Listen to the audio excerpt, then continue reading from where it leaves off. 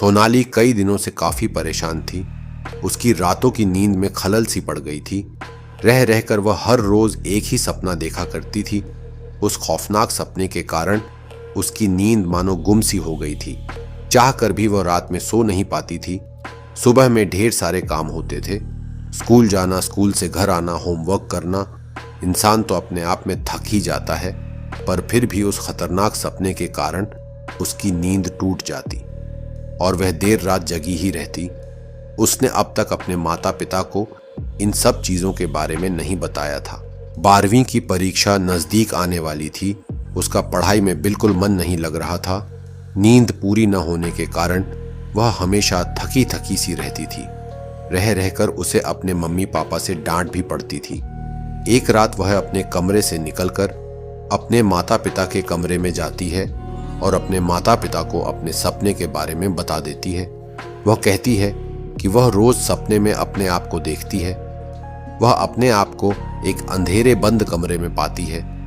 डरी और सहमी हुई अंधेरे में उसे कुछ भी दिखाई नहीं देता, पर अचानक से उसे अपनी पीठ के पीछे किसी के खड़े होने का एहसास होता है और जैसे ही वह पलटकर पीछे देखती है तो एक काला साया उसके मुंह के अंदर तेजी से चला जाता है और वह वहीं छटपटाते हुए जमीन पर गिर जाती है।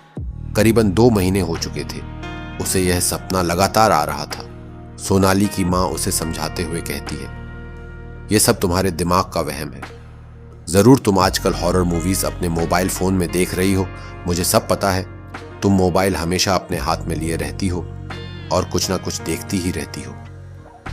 सोनाली अपनी माँ की बात को काटते हुए कहती है, हाँ माँ, मैं अक्सर मोबाइल में मूवीज देखती हूँ, लेकिन मैं पढ़ाई के लिए भी अपने मोबाइल को यूज करती हूँ। सच मानिए, जब से मुझे यह बुरे सपने आ रहे हैं, मैंने हॉरर सीरियल या हॉरर मूवीज देखना बंद कर दिया है, फिर भी यह सपना लगातार मुझे आ रहा है। सोनाली की माँ सोनाली को समझाते हुए उससे कहती है कि जरूर उसने अपने मन में किसी उठपटांग बातों को बैठा लिया है, इसलिए बार बार उसे यह सपना दिखाई देता है। वह उसकी बातों को जरा सा भी नहीं मानती है और उसे वापस अपने कमरे में जाने को कहती है। आने वाली परीक्षा की तैयारी अच्छे से करने के लिए कहती है। सोनाली उदास मन अपने कमरे में लौट जाती है और हताश निराश होकर अपने बिस्तर पर लेट जाती है। पंखे को देखते हुए वह सोच में पड़ जाती है। जब उसके माता पिता ही उसकी बातों पर भरोसा नहीं कर रहे हैं, तो और कौन करेगा? यही सब सोचते सोचते वह वापस सो जाती है। रात के करीबन 1:30 बज चुके थे। कमरे में घड़ी की टिक टिक की आवाज के सिवा कोई हलचल नहीं हो रही थी। बस रुक रुक गली में कुत्तों के भौंकने की आवाज जरूर कमरे तक आ पहुंच रही थी। सोनाली की नींद अचानक से खुल जाती है। इस बार उसने कोई बुरा सपना नहीं देखा था, पर फिर भी उसकी नींद अचानक से खुल जाती है। वह खिड़की की तरफ देखती है। कुत्तों का काफी शोर कमरे तक आ रहा था। वह खिड़की बंद करने को उठती है। सोनाली जैसे ही खिड़की बंद करके अपने बिस्तर की तरफ वापस लौट रही होती है, तभी सामने का नजारा देख उसके रोंगटे खड़े हो जाते हैं। उसे एक बहुत ही बड़ा झटका लगता है। उसके बिस्तर पर पीठ किए उस वक्त कोई सो रहा था। वो काले रंग के लिबास में पतली दुबली सी एक लड़की सो रही थी। सोनाली के पैर कांपने लगे थे। उसे मानो सांस लेने में तकलीफ होने लगी थी। वह उस वक्त वहां से भागना चाहती थी, पर उसके कदम जम से गए थे। वह चाहकर भी अपने कदमों को बढ़ा नहीं पा रही थी। फिर भी हिम्मत करके भगवान का नाम लेकर जैसे तैसे वह धीरे धीरे कदमों से अपने रूम के दरवाजे की तरफ बढ़ने लगती है। वह जैसे ही दरवाजे तक पहुंचती है, वह दरवाजा खोलने की कोशिश करती है, पर दरवाजा खुल ही पाता जैसे बाहर से किसी ने लॉक कर दिया हो। वह दरवाजा खोलने की कोशिश करती है, पर लाख कोशिश करने के बावजूद भी वह नहीं खुलता है। सोनाली हिम्मत करके उस लड़की की तरफ देखती है। उस लड़की के बालों से उसका मुंह ढका हुआ था। सोनाली की आंखों से आंसू टपकने लगे। वह डर के मारे पसीने पसीने हो गई थी। उसकी नजर उस लड़की के हाथ पर पड़ती है, जो कि बिल्कुल ही भूतिया थी। उसके लंबे लंबे काले नाखूनों को देखकर किसी के भी रोंगटे खड़े हो जाए। सोनाली से अब बिल्कुल भी रहा नहीं गया। वह अपने कमरे की खिड़की की तरफ जाती है और रोते हुए अपने पेरेंट्स को जोर जोर से आवाज लगाने लगती है। उसने एक बार भी पीछे पलट कर नहीं देखा। बस वह चिल्लाती गई।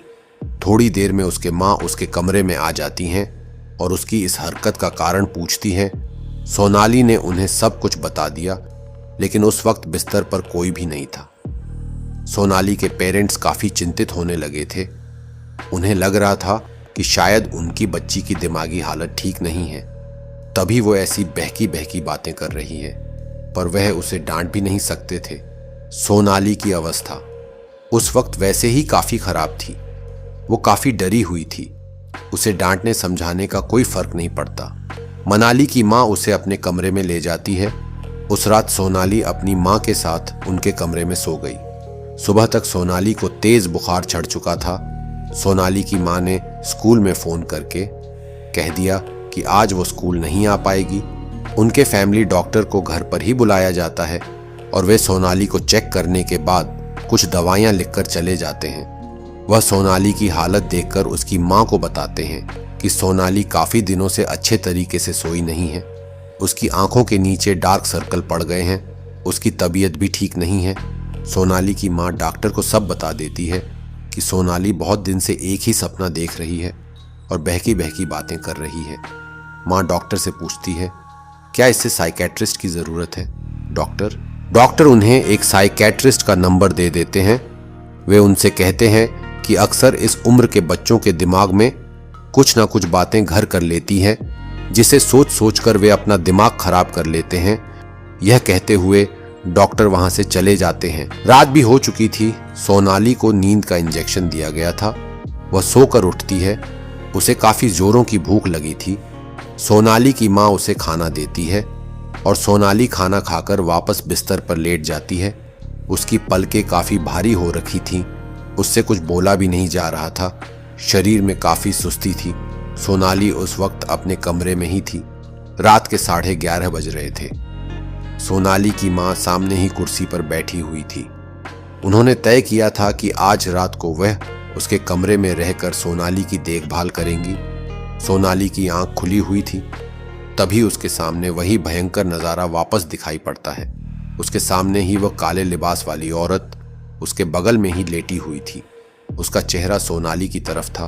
बड़ी बड़ी लाल आंखें, उसका पूरा मुंह नीला पड़ा हुआ था।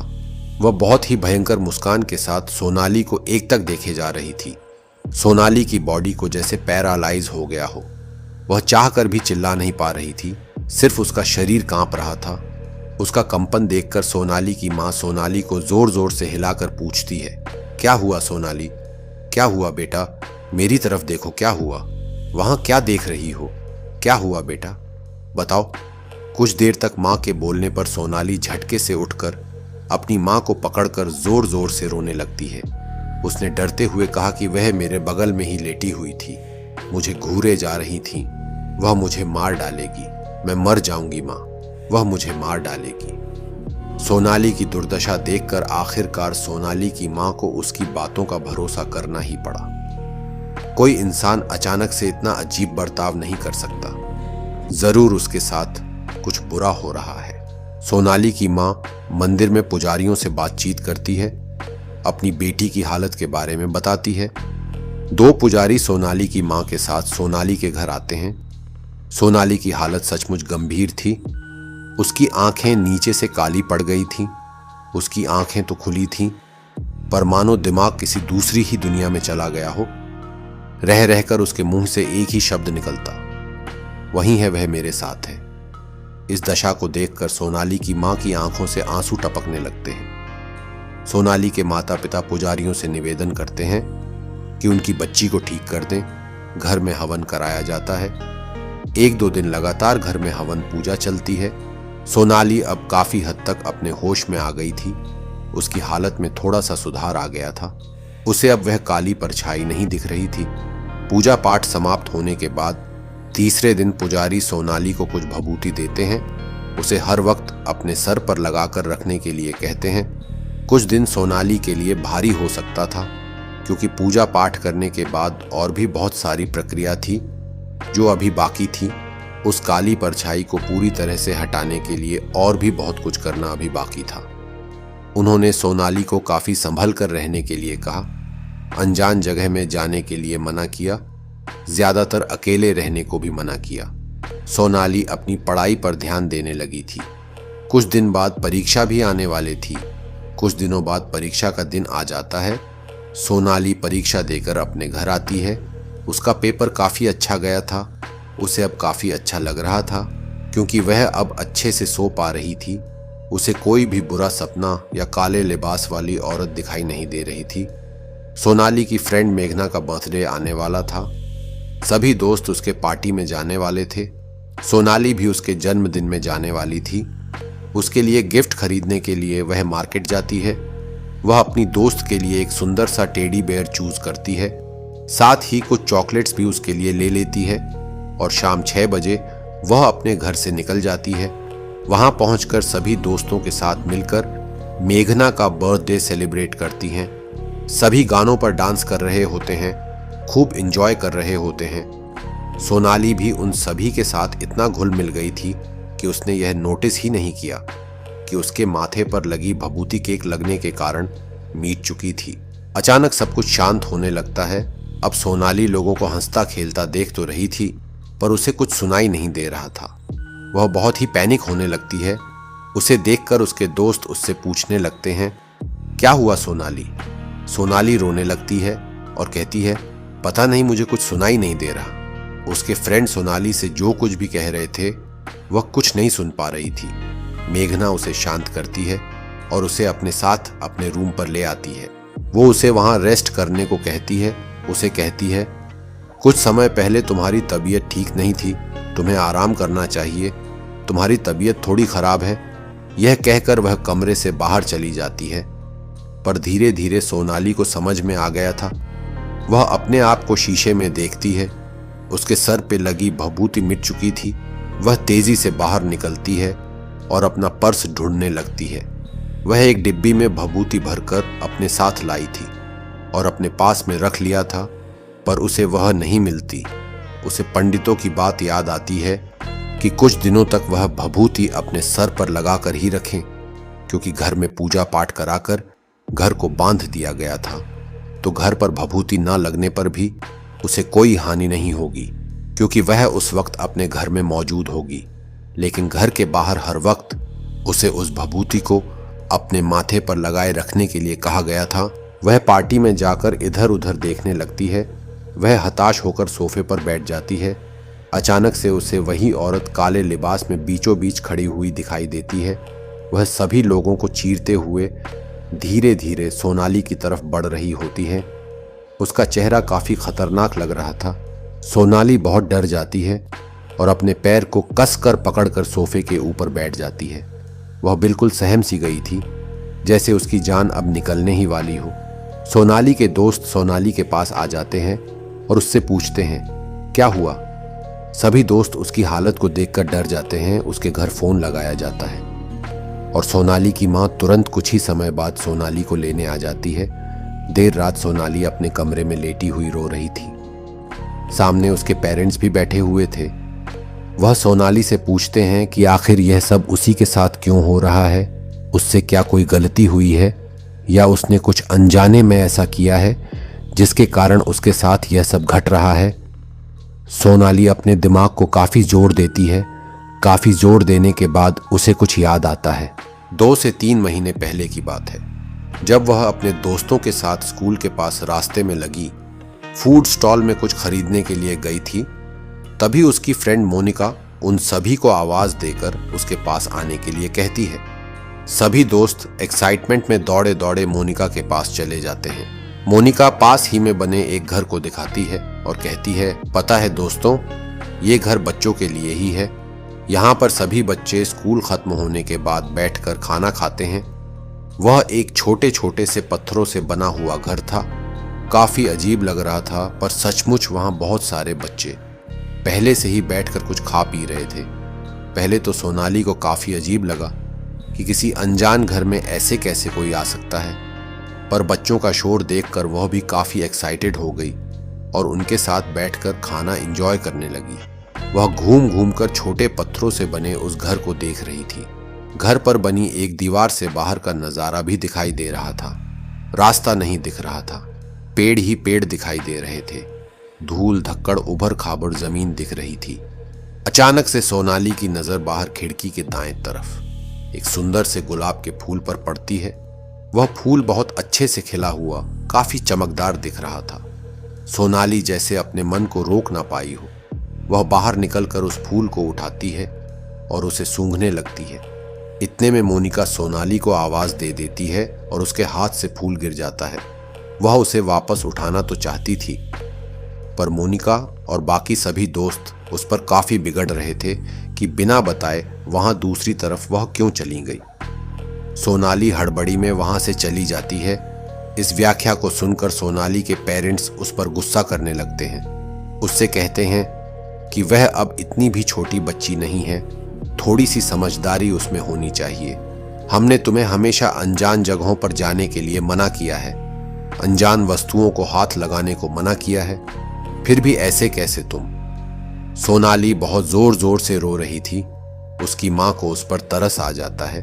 वह मन ही मन सोचती है, चाहे जितनी भी बड़ी क्यों ना हो, है तो वो अब भी बच्ची ही, और उसने केवल एक फूल को ही तो उठाया था। वो भी उसकी सुंदरता को देखकर सोनाली अपने पेरेंट्स से माफी मांगने लगती है। उनसे कहती है कि वह उसे बचा ले, वह मरना नहीं चाहती। वह औरत काफी खतरनाक है।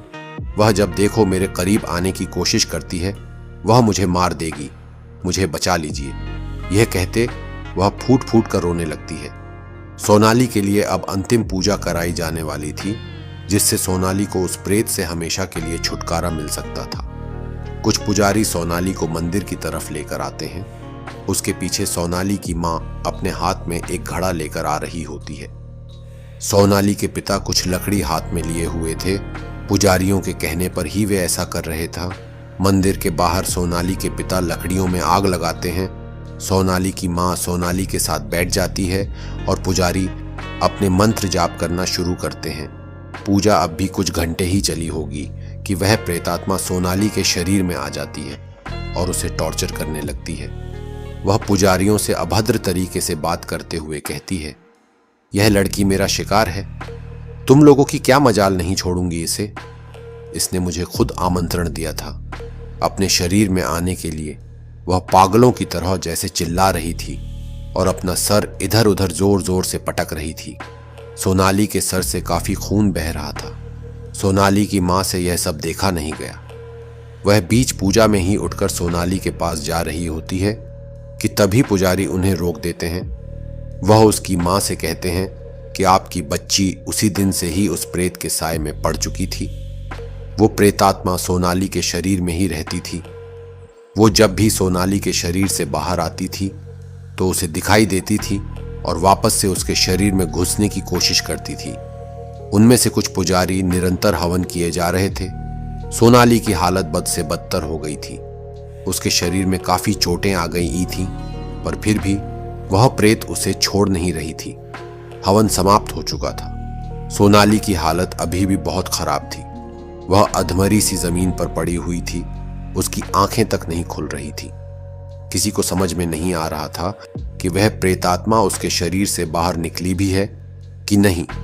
पुजारी उठकर सोनाली के पास जाते हैं और हवन की भभूति सोनाली के माथे पर लगा देते हैं। भभूति लगाने के साथ ही सोनाली के मुंह से एक काली परछाई हवा में उड़ती हुई दिखाई देती है। सोनाली के मुंह से निकलकर वो काली परछाई घड़े में चली जाती है। पुजारी उस घड़े को लाल कपड़े से बांध देते हैं और सोनाली के पिता से उस घड़े को दूर किसी जंगल में गाड़ने के लिए कहते हैं, जहां आबादी ना के बराबर हो। पुजारी सोनाली को कुछ दिन अस्पताल में भर्ती करने के लिए कहते हैं और ऐसा ही किया जाता है। कुछ वक्त सोनाली अस्पताल में भर्ती रहती है और कुछ दिनों बाद अपने घर वापस आ जाती है। सभी सगे संबंधी और दोस्त सोनाली को देखने के लिए उसके घर आते हैं। सब सोनाली को जल्दी से स्वस्थ होने की विशेष देते हैं। इसके बाद से ही वह घर जिसमें स्कूल के बच्चे बैठकर खाना खाया करते थे, उसे सील कर दिया गया। वहां जाना मना है ऐसा बोर्ड लगा दिया गया। बच्चे अब उस जगह से थर थर कांपने लगे थे, क्योंकि सोनाली की हालत का सबको पता चल गया था।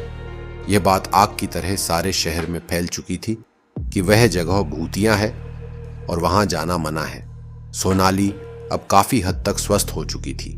वह प्रेत आत्मा उसे छोड़ने के बाद कुछ वक्त तक रह रहकर उसके सपने में दिखाई देती थी, पर पुजारियों ने सोनाली के पेरेंट्स को बताया था कि यह बात आम होगी। वह आत्मा चाहकर भी अब कभी सोनाली का कुछ नहीं बिगाड़ पाएगी और ना ही दोबारा उसके शरीर में आकर बस पाएगी।